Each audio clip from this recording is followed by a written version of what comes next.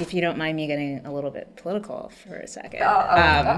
Well, you both are Muslims, and Trump obviously has been very vocal. Donald J. Trump is calling for a total and complete shutdown of Muslims entering the United States. How does he make you guys feel? Are you scared for a potential Trump presidency? Are you scared for our country? How do you feel? It's entertaining. I mean, it's unfortunate that he feels like he has to entertain people like that. I mean, he's an entertainer. I don't really take him that seriously. Even now, when he's so close to the presidency? Well, no, because this is very simplistic, but it's going to be what it is. And if we're in a country that would elect someone like that president, then that's another issue. It's less about Trump and more about the people.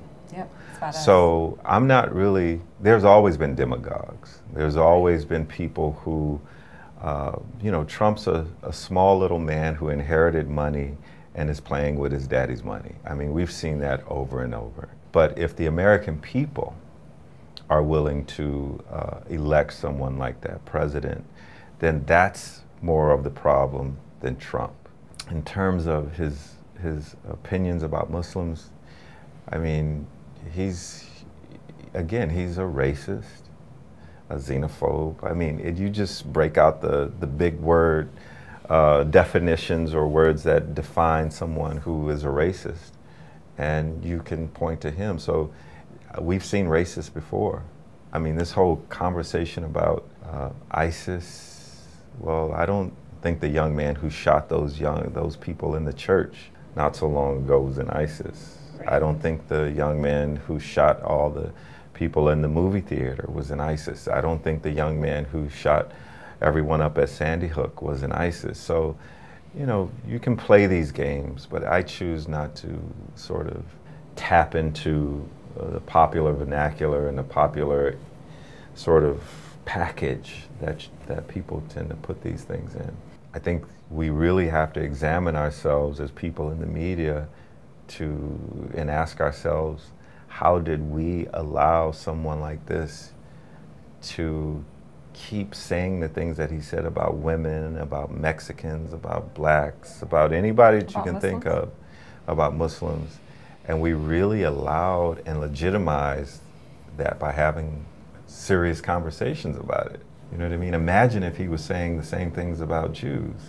I mean, that comparison has been made a lot in terms of him being Hitler. Imagine if he was saying the same things about Jews. I don't even think that we would be having these conversations about what he is and what he isn't. So what's that thing, they come for us first, and then after they get us, who are they going to come for next?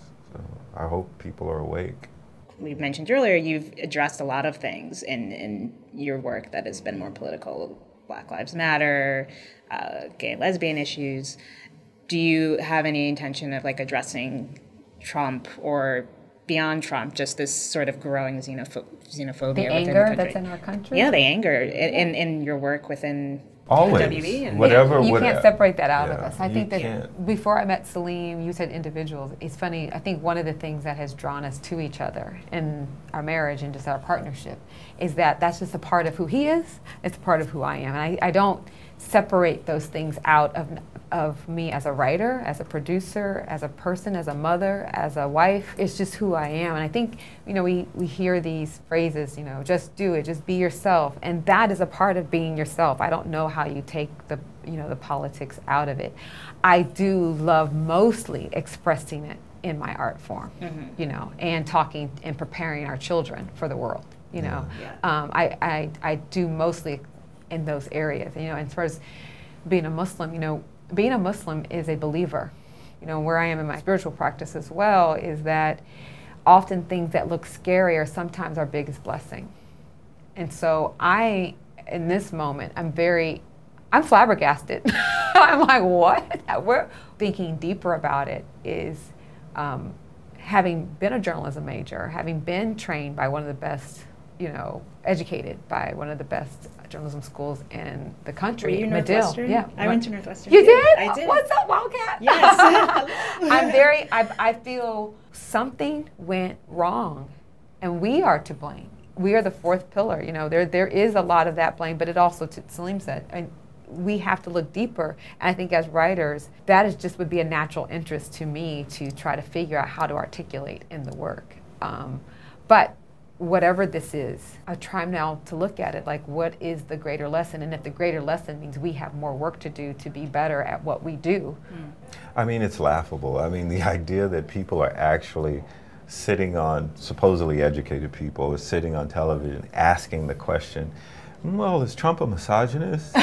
Yeah. I mean, do you really, I mean, these are really intelligent people. And to have to ask, well, is he a racist? You're really, and so to me, it just shows you sort of the closeness that the media has with celebrity. It's like we don't want to say what he really is because that means we would have to not put him on television, and that means our ratings would go down. Right. You have someone who is barring certain news organizations from actually covering his campaign, and the news media will not say anything about it other than, oh, that's one more outlet that they won't allow to cover his campaign. But then they have these questions.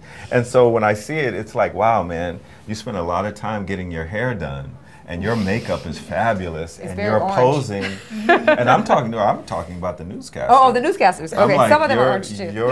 You know, your hair is done, your tie is tied, and your teeth are white, and you look fantastic. But journalism? No. You're not even close to it. I can't imagine Ted Koppel sitting there having a conversation the way that these guys have conversations with Trump. I just can't. They actually let him call in. Yeah.